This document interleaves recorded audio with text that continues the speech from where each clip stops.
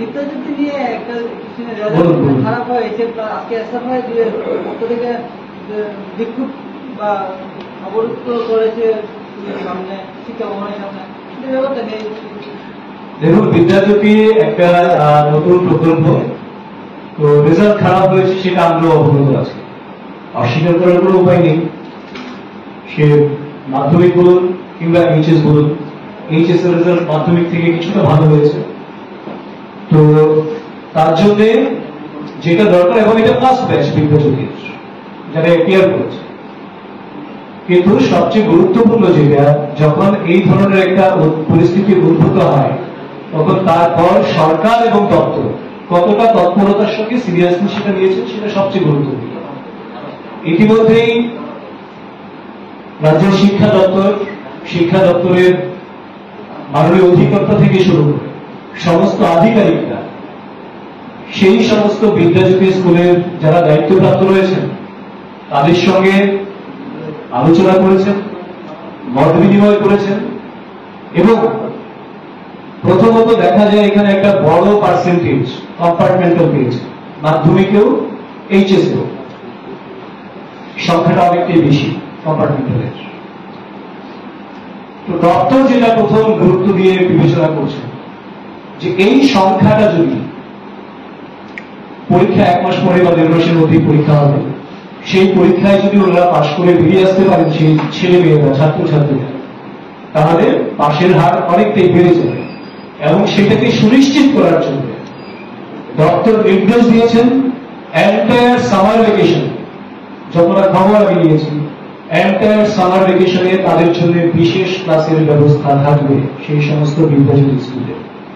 যেই যে বিষয়ে যারা যারা কম্পার্টমেন্টাল পেয়েছেন তাদেরকে নিয়মিত ক্লাস করবে, তারা যাতে কম্পার্টমেন্টাল পরীক্ষা যেতে হবে সেটায় যাতে উত্তীর্ণ হতে পারে তার জন্য দপ্তর সর্বতভাবে ব্যবস্থা গ্রহণ করেছে। প্রথম বিষয়।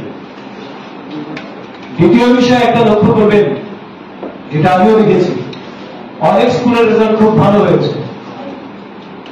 যেমন আমার সামনে রয়েছে সাবরুম ইংলিশ মিডিয়াম স্কুল, মাধ্যমিক এইচএস দুটোতেই 96% পাস হয়েছে, উত্তীর্ণ হয়েছে। মাইপুরা 91% পাস করেছে। একদিকে যেমন এইরকম চিত্র রয়েছে, কৈলাসহরের একটি স্কুল রয়েছে যেখানে 100% পাস করেছে।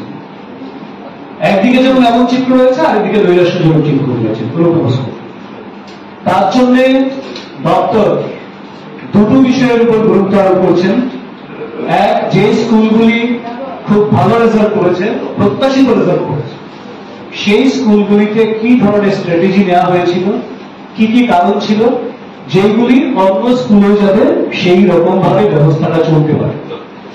দুই, প্রত্যেকটা স্কুলের যারা দায়িত্বপ্রাপ্ত রয়েছেন তাদের সঙ্গে দপ্তরের আধিকারিকরা 1-to-1 আলোচনা করে এক একটা স্কুলের জন্য এক এক রকম প্রয়োজনীয় ব্যবস্থা, যেখানে যেটা প্রয়োজন, সেটা হতে পারে পরিকাঠামো, হতে পারে টিচারদের ট্রেনিং, টিচার নিয়োগ, কিংবা পরিকাঠামোর বাইরে আরো যদি কিছু প্রয়োজন হয়, যেটা করলে ছেলে মেয়েদের ভবিষ্যৎ সুরক্ষিত থাকবে, এদের উত্তীর্ণ হওয়া, ভালো রেজাল্ট করাটা সুনিশ্চিত হবে, সমস্ত দিকগুলি খতিয়ে নেওয়ার একটা ব্যবস্থা দপ্তর নিয়েছে এবং সেই কৌশল স্ট্র্যাটেজি গ্রহণ করেছে।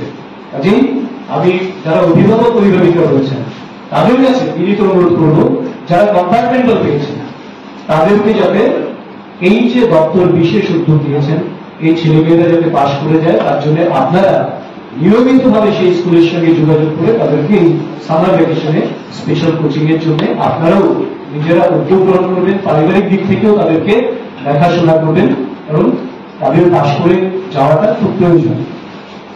আর কিছু?